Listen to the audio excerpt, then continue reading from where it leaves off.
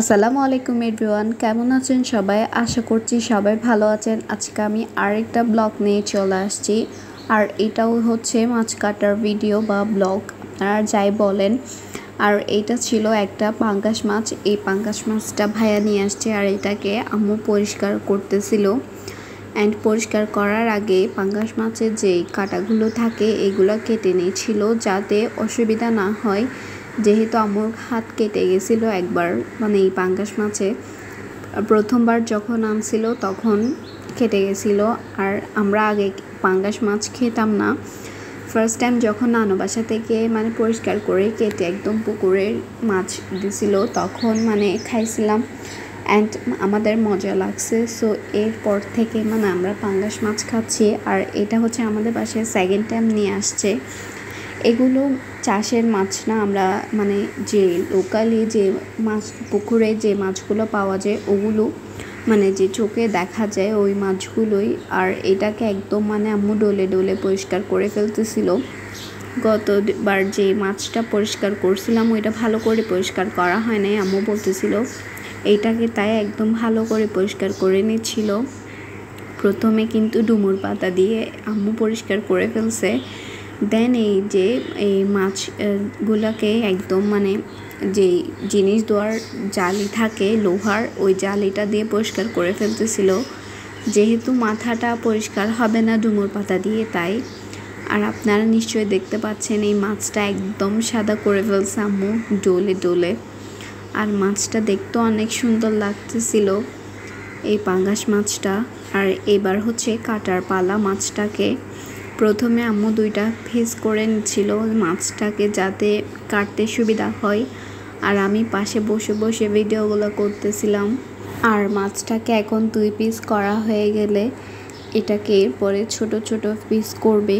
প্রথমে মাথাটাকে আলাদা করে ফেলবে মাছ থেকে, যেহেতু মাথাটা একটু বড় ছিল সো ওইটার জন্য কাটতে একটু সুবিধা হচ্ছিল। আর মাথা কাটার আগে এখানে প্যাটের দিকে যে ময়লাগুলো ছিল এগুলো পরিষ্কার করে ফেলবে। আম্মু ভাবছিল কি এটাতে মানে ডিম হবে মাছটাতে, বাট আনফর্চুনেটলি আর ডিম হয় নাই। আর এই মাছটাকে একদম মানে ভেতরে যে নাড়ি বুড়িগুলি ছিল এগুলো ভালো করে পরিষ্কার করে ফেলবে, তারপরে মাছটাকে কাটবে। প্রথমে কিন্তু কাটার ট্রাই করছে, বাট আবার ভাবতেছিল কি প্রথমে পরিষ্কার করে ফেলুক দেন হচ্ছে কাটবে মাথাটা, যেহেতু প্যাটের মধ্যে অনেক ময়লা ছিল, প্রায় অনেকগুলো।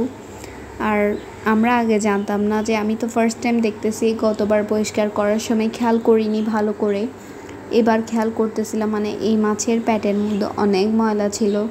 আর আমরা আগে পাঙ্গাস মাছ খেতাম না, কারণ অনেক পাঙ্গাস মাছ যে চাষ করা হয় ওগুলোতে নাকি মানে মুরগির যে ময়লাগুলো থাকে নাড়ি বুড়ি ওগুলা খাওয়ার দেওয়া হয় যে চাষের পাঙ্গাসগুলো থাকে ওগুলাতে। তার জন্য আমরা পাঙ্গাস মাছ খেতাম না।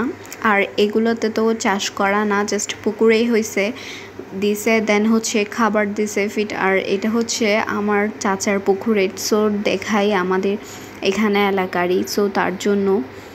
আর এই মানে মাছটা একদম মানে তাজা ছিল, সো দ্যাটস ওয়াই কাটতে আরও সুবিধা হচ্ছিল। কিন্তু এটাকে যে খাবারগুলো একদম মানে পেট ভর্তি হয়ে থেকে গেছে।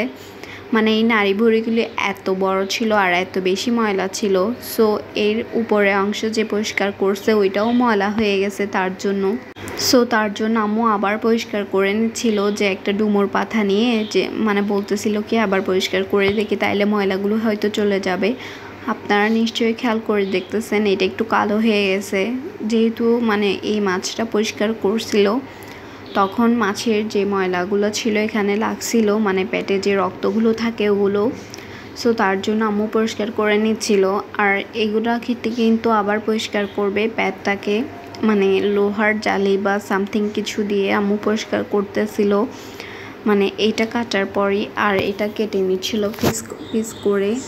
আর মাছগুলোর পিসগুলো আম্মু বলতেছিল কি সুন্দর হচ্ছিল। আমার মাছগুলো একটা ভালো ছিল মাছটা, কারণ এই মাছটা একটু লাল হয়েছে। আর লাল মাছগুলো নাকি ভালো মানে বড় হয়, অনেক বয়স হয় মাছগুলো থেকে, তার জন্য। আর এগুলো খেতেও নাকি অনেক মজা হয়, মানে যে মাছগুলো লাল হয়ে যায় ওগুলো।